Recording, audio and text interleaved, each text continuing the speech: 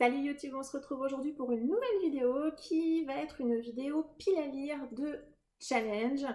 Et pour ce faire, j'ai eu envie de faire une ambiance un petit peu différente. Voilà, on n'est pas devant les bibliothèques, on est dans une ambiance un petit peu octobre, Halloween, tout ce qui va tourner autour du creepy, du glauque, de l'inquiétant, du frissonnant, puisque j'ai décidé de participer au Scary Spooky Challenge proposé par Instagrammeuse Céline Lecture. Je mettrai son compte en barre d'informations si jamais vous ne la connaissez pas, sait-on jamais. Donc l'année dernière, elle avait fait la Spooky Week plutôt, c'était la Spooky Week, auquel je n'avais pas participé pour une raison très simple, qui est que c'était simplement trop court pour moi. Mais j'avoue que quand elle a annoncé qu'elle allait étendre cette idée de lecture creepy tout le long du mois d'octobre, ça m'a beaucoup branché. Donc pour moi, ça sera une pile à lire un petit peu différente du Pumpkin que vous avez vu le mois dernier. Puisque là, je n'ai vraiment pris que des lectures inquiétantes, angoissantes, voilà, qui relèvent vraiment, qui peuvent tout à fait coller à l'ambiance qui tourne autour d'Halloween. Céline propose des paliers, donc il y a 16 paliers, je vous laisserai aller voir sur son compte Instagram.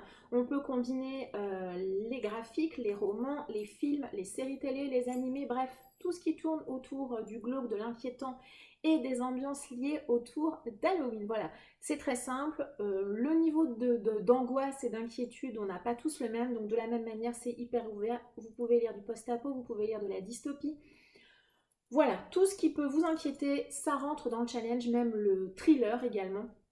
Voilà, c'est super ouvert. L'objectif principal de Céline est, il me semble, d'échanger et de pouvoir parler tout autour de nos lectures, ou de nos films, ou de nos séries. Voilà, c'est l'objectif principal. C'est un challenge très simple, sur une durée qui me convient très très bien, c'est-à-dire un mois. Je me rends compte au fur et à mesure du temps que finalement, ce sont les challenges qui me conviennent le mieux, vraiment sur des durées finalement assez courtes. On est parti. Je vous ai demandé sur Instagram si vous préfériez une vidéo qui combine la palle graphique et roman ou deux vidéos séparées. Eh bien, vous m'avez répondu à la grande majorité une vidéo qui combine les deux. Donc, j'ai choisi de mettre 5 graphiques dans cette pile à lire. Tout le reste, ce seront des romans. Comme d'habitude chez moi, rien d'obligatoire et d'imposé. Ça sera plutôt en mode pioche à lire. Je prendrai au fur et à mesure de mes envies, voilà, tout au long du mois, tout simplement, tout en continuant de combiner avec les lectures du Pumpkin. On va commencer par les 5 lectures graphiques, tout à fait creepy, hein, voilà. Je vous ferai également peut-être probablement dans le courant du mois d'octobre une vidéo entièrement dédiée à des graphiques horrifiques ou creepy. Voilà, je pense que ça peut être sympa s'il y a des gens qui cherchent des lectures graphiques qui tournent autour de l'inquiétant et de l'angoissant. Donc la première lecture que j'ai choisie, c'est un manga, ça sera L'enfant insecte de Hideshi Ino, c'est publié chez IMO.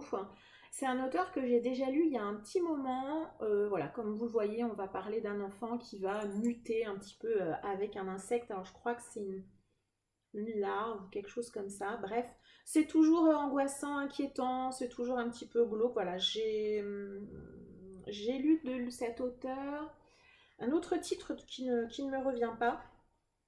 Mais voilà, hop, au niveau du style graphique, on est sur quelque chose dans ce genre-là. Autre type graphique, un petit peu creepy, mais là, pas du tout dans le même genre. J'ai choisi de lire et de mettre dans cette pile à lire, en tout cas, Horrific Land de Lewis Trondheim et Alexine Nem. C'est publié chez Glénat dans leur très très jolie collection Disney. Il me semble que ça va être une petite enquête avec Mickey et Dingo liée à Halloween.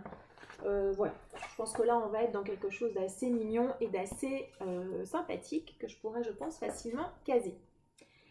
Une autre bande dessinée, alors je ne sais pas si c'est un comics ou non, ça a l'air d'être français, il me semble. Donc c'est l'intégrale de la série Croque-Mitaine de Salvia et Jet, c'est publié aux éditions Glénat. Ici, si je me rappelle bien de l'histoire, c'est l'enfant que vous avez là qui, au début de l'histoire, je crois, il perd ses parents, quelque chose comme ça, et il va se retrouver à rencontrer le Croque-Mitaine.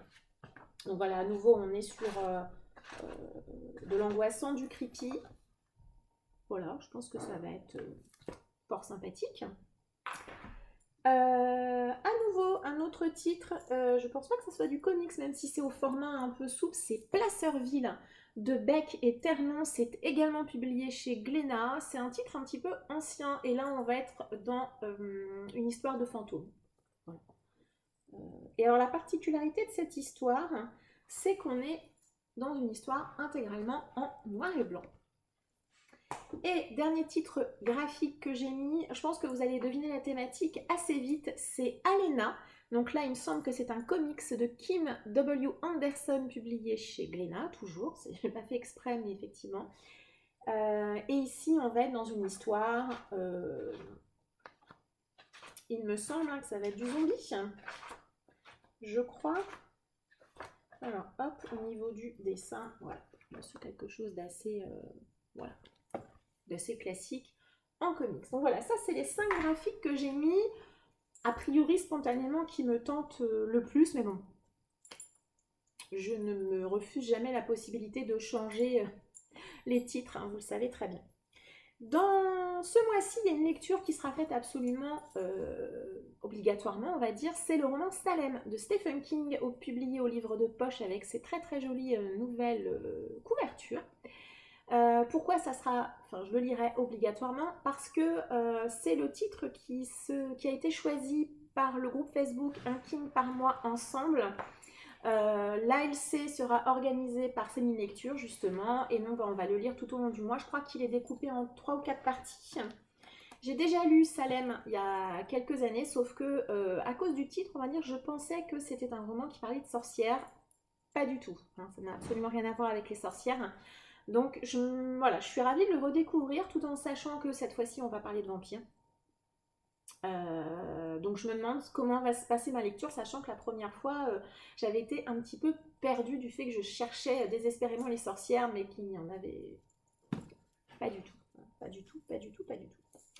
Un autre classique que j'aimerais bien essayer de me relire, parce que je crois que la saga intégrale va être adaptée en série, me semble-t-il, c'est Entretien avec un vampire d'Anne Rice de chez Pocket.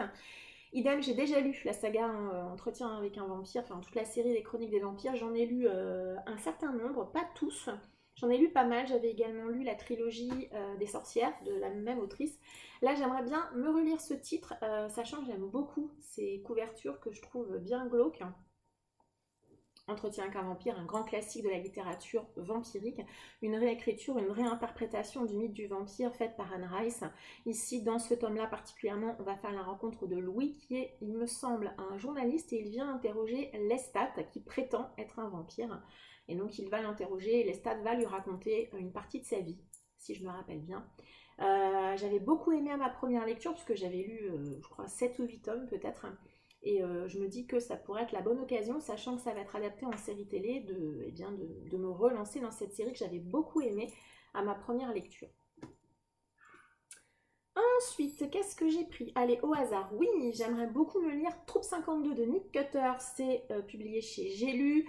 C'est un titre qui est soit adoré, soit détesté, qui est réputé pour être spécial, glauque. Ici, si je me rappelle bien, on va suivre un groupe d'adolescents qui part en camping et voilà, a priori, ça se passe pas comme ça devrait se passer. Il me semble que c'est les livres de la crypte qui aiment beaucoup également ce titre, Jodie, donc je l'ai dans ma palle et j'avoue que c'est un ceux que j'aimerais vraiment, vraiment, vraiment lire durant ce mois-ci. Un autre énorme classique de la littérature, c'est La Maison hantée de Shirley Jackson, publié chez Rivage Noir. Ici, on est dans un classique de la littérature gothique avec, sans surprise, une maison qui va être hantée, une famille, je crois, qui va arriver dans cette maison. C'est un grand classique, c'est le roman dont est tirée une des séries, je crois que c'est The Hunting of Hill House, quelque chose comme ça. Moi la série ne m'intéresse pas plus que ça, vous savez que je ne suis pas très câblée série télé, mais en tout cas le roman me branche beaucoup, je n'ai jamais lu Shirley Jackson et ben voilà, j'aimerais vraiment la découvrir avec ce titre. Un autre roman très court qui sera lu sans aucun souci, c'est celui-ci, Les meurtres de Molly Osborne de Tade Thompson. C'est publié au Bélial dans leur très très jolie collection Une heure lumière. Vous savez que j'aime beaucoup cette collection de science-fiction, mais là, a priori, on est plutôt dans un titre plutôt horrifique. Et cette nouvelle a eu plusieurs prix, notamment le prix Shirley Jackson, ça tombe bien. Il me semble que c'est un texte un peu creepy, un peu glauque. Voilà, je n'en sais pas beaucoup plus. Mais en tout cas, c'est un titre qui me tentait beaucoup. Et celui-ci, comme Troupe 52, il sera lu, je pense, parce qu'il est très court. Très très court. Il y a une suite ou un tome 2, je ne sais pas, qui existe également. Donc, je verrai bien. Un autre titre, je crois que c'est également Les livres de la crypte Jodie qui m'avait donné envie de le lire. C'est La Maison des damnés de Richard Matheson, publié chez J'ai lu. Ici, à nouveau, un peu comme dans La Maison hantée de Shirley Jackson, on va être dans quelque chose qui tourne autour d'une maison. Voilà, c'est ça. Passer une semaine dans une maison réputée hantée depuis 30 ans. Telle est la mission confiée au docteur Barrett et à une équipe de spirites. Voilà, moi je m'arrête à ça. Il me semble en tout cas que je l'ai vu passer chez Jodie, mais bon, Richard Matheson est un auteur. Il me semble que j'ai lu quelques titres il y a des années, mais j'aimerais le redécouvrir et je crois que celui-ci fait partie de ceux qui est plutôt recommandé. Un autre titre, celui-là c'est pareil, je suis quasi certaine de le lire parce qu'il me tente vraiment vraiment beaucoup. C'est une très vieille édition de Malpertuis de Jean Ray. Je me rends compte qu'il y a une espèce de thématique, puisque là à nouveau c'est lié à une maison. J'ai pas fait exprès, mais là il y a déjà 3 titres qui tournent autour des maisons un peu glauques, un peu hantées, un peu inquiétantes. Donc bah voilà, Malpertuis de Jean Ray, c'est un grand classique. Je sais pas trop de quoi ça parle, si ce n'est que c'est un auteur grand classique du fantastique français et que j'aimerais bien le découvrir. Et voilà. Idem, il n'est pas très gros, même si à l'intérieur c'est écrit plutôt petit, c'est une vieille version que j'ai.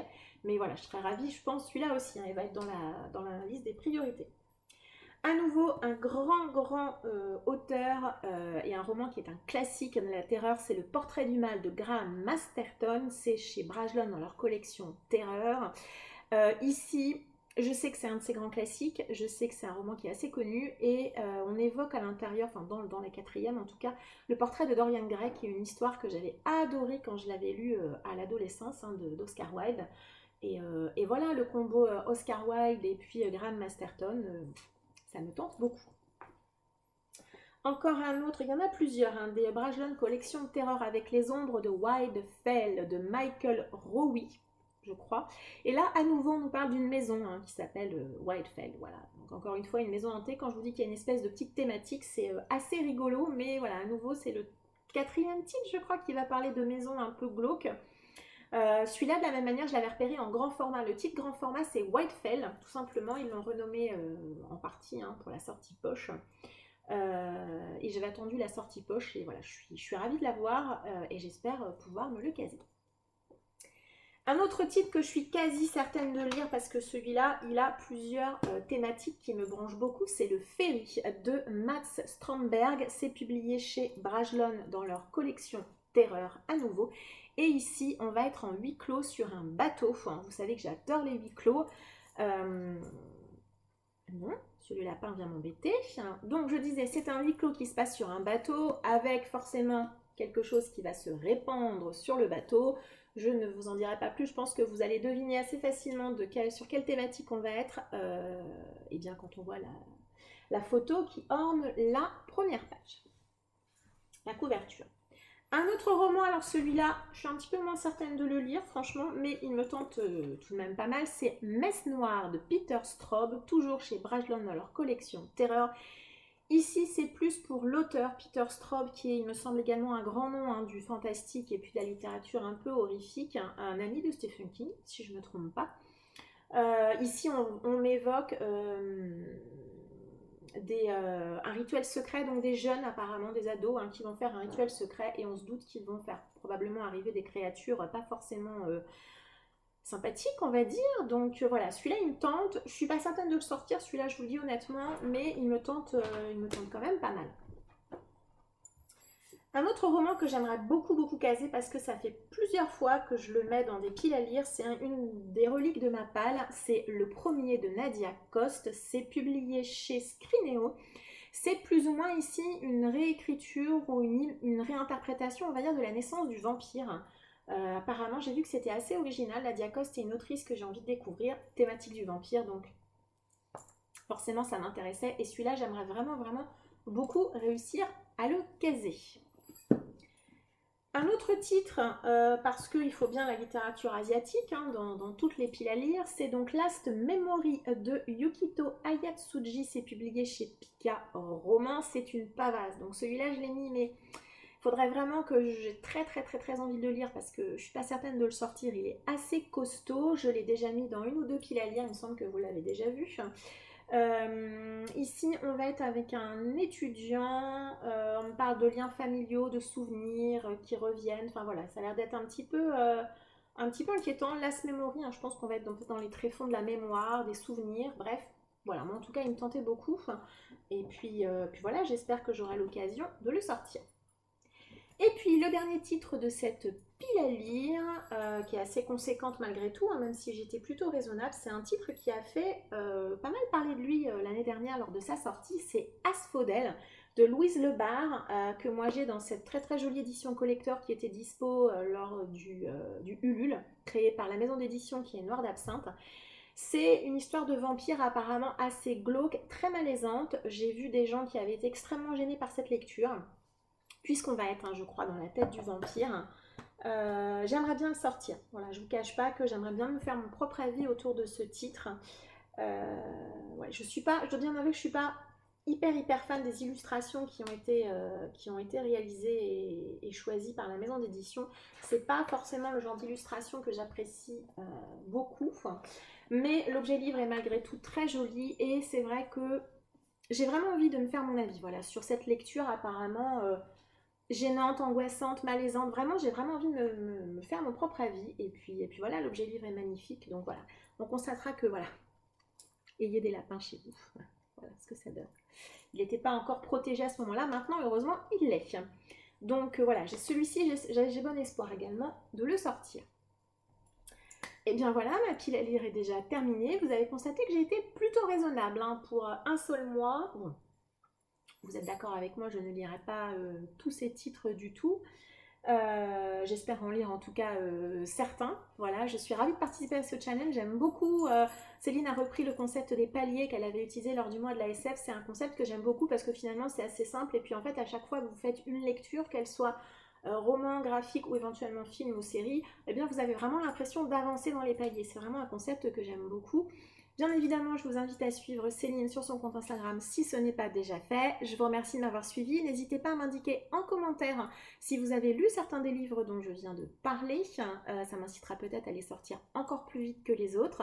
Je vous souhaite une très agréable journée et je vous dis à très bientôt. Ciao!